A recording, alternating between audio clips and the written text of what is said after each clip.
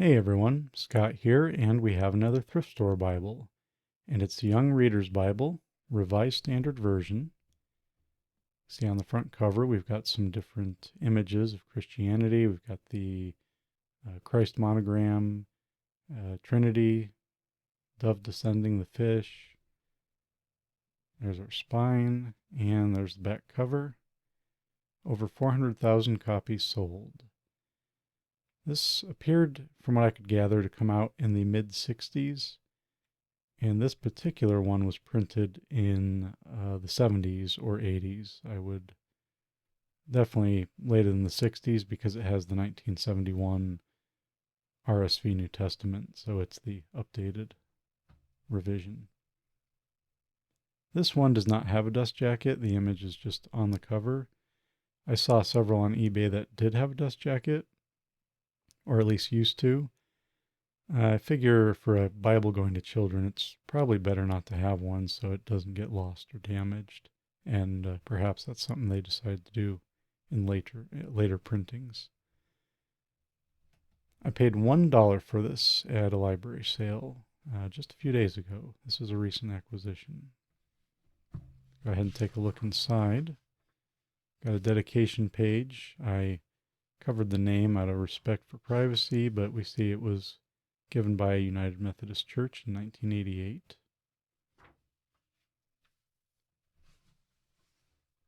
And after that, we've got Persons and Events of Bible History.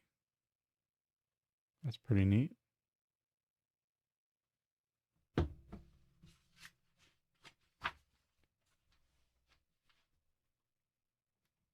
Information on the translation, and we see published by Holman and distributed by Cokesbury, which is a UMC publisher. So maybe this was common in the UMC, although I didn't get one of these. I got a different Bible. I had a few good news Bibles and NIVs, most of what I got growing up. Table of contents, it's interesting. They give the Greek names for some of the books in the Old Testament. And we see there's an index of maps in the back. And we got some different information, what is special about this book. One of the things that we'll see as we go throughout, there's going to be several pictures throughout. Another thing that's interesting is they do a smaller font size for genealogies, long lists of rulers, long list of material sizes and rules, that sort of thing, which is interesting. I've never seen that before in a Bible where they use a different font size for those things. And we start seeing some of the images they include. What is the Bible? How we got our Bible? How to use the Bible? So a few different introductory articles about the Bible, how to find a passage, ways to use the Bible. He looks like he's not having a very good day there. I'm not sure if that's focusing well. 1 second. Yeah, I've had some days like that where I've turned to the Bible. Where to find some great Bible passages. Preface to the RSV, and then we have our opening page of the Old Testament. I love the art in this. And each book has an introduction. I haven't really looked them over, but I would assume they're fairly introductory, not going too deep, given that it's a children's Bible. We're not going to be getting a lot of information here about the textual basis of Genesis and all the source theories, obviously. And here we are, we're in the Bible, and we've got a double column layout, verse by verse, with the verse numbers on the left. There's some more artwork. We've got the cosmos, and we see the serpent in the garden. Footnotes are at the bottom. No references or anything like that. Not a humongous font, but it's a nice font size, and line spacing you can see is plenty generous. Also, the paper is plenty opaque. You can just barely tell here that there's a picture on the other side. You can see a little bit of red coming through, but you really have to look for it. Ghosting is not a problem.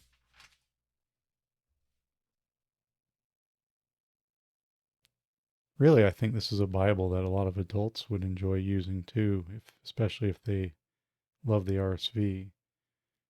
See here, we do have self-pronouncing text, which I think that's fairly common in the RSV.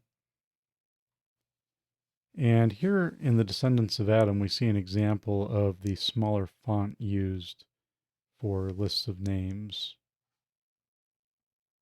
And again, that is interesting. I'm not exactly sure what the reason is. I feel like it almost kind of makes it stand out differently, like this is not as important, or, oh, you can just kind of skim through this, which, of course, we say all this scripture is inspired by God and is useful for teaching. And it's kind of strikes me as a bit of an odd choice to set some of it in a different font that may make it seem to be less important. But, and I'm not acting like I'm high and mighty. I'm not going to pretend like I never skim some of the genealogies. But, yeah, it's just really odd to me that they did that. I've never seen that in another Bible, so I'm curious what people think of that. If you think that's useful or helpful, or is that something that shouldn't be done? Same thing here with the descendants of Noah. Very interesting. It doesn't bother me particularly. I just find it strange. I've turned to Ruth just to show you a couple of the images they included there because I thought they were nice. There's Ruth in the field harvesting. And then in the last chapter, we see there's the exchange between Boaz and the relative, and it mentions this was a custom in former times in Israel concerning redeeming and exchanging. To confirm a transaction, the one drew off his sandal and gave it to the other, and this was the manner of attesting in Israel.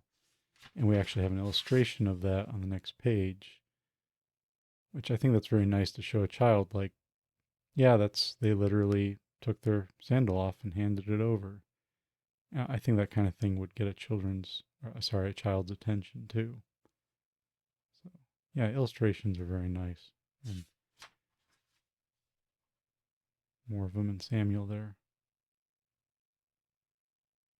And here is the opening page of the New Testament, similar to what we had for the Old Testament. Introduction to Matthew. And we'll just turn another page to look at some more illustrations. And we see the dove coming down there. And here we are at the end of Revelation. Turn the page, and we've got maps. There's an index.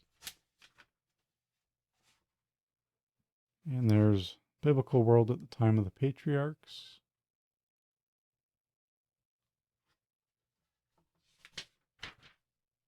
Yeah, there's some more Assyrian Empire and great empires of the 6th century BC. That seem like nice maps. I'm the worst person to judge maps. I'm not as into it as some other Bible reviewers. So, the Near East today, well, there's been some changes and things have happened since then. I think the maps are from the 60s. And that's it.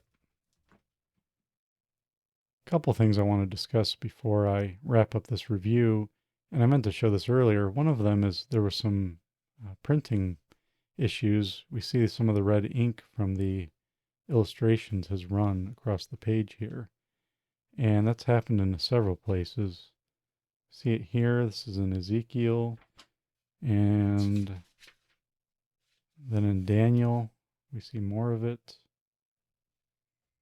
And then just a few pages later, Must be in Hosea. Yeah, there's more. So that's unfortunate. It seems like they had some quality control issues that were missed on this one.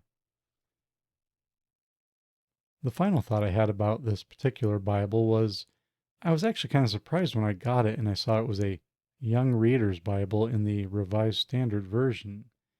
That's not a translation I would think of when I think of a small child reading the Bible. According to Christian Book, it's a level 12 reading level. So we're talking, older teens. But I thought about it, and when this came out in 1965, 66, somewhere in the mid 60s, I don't know that there were any other options. If anyone can think of something, tell me. But I looked into it a bit from my own library. The Good News Bible wasn't finished at that time. The Old Testament wasn't completed for that till I believe 1976. And the Living Bible also was not fully completed until I believe 1971. That's an example here with the Old and New Testament. So this may have been the best option in terms of something that was easier to read and less archaic than, say, the King James Bible or the ASV, etc. So yeah, I think today I would find something probably more like more targeted at children in terms of their reading level. But as you saw, it's just a nice RSV Bible overall. I think a lot of adults would enjoy reading it. So if you find one and you're into the RSV, especially if you find one for $1, I think it's a great one to purchase. Anyways, I hope you enjoyed seeing it and found this interesting, entertaining, helpful. If you did, please give me a like. If you'd love to see more of my videos, more book and Bible reviews and things of that nature, I invite you to subscribe. I welcome your comments if you have anything you'd like to share or say about this. And as always, I hope you have a wonderful day. God bless, and we'll see you for the next one.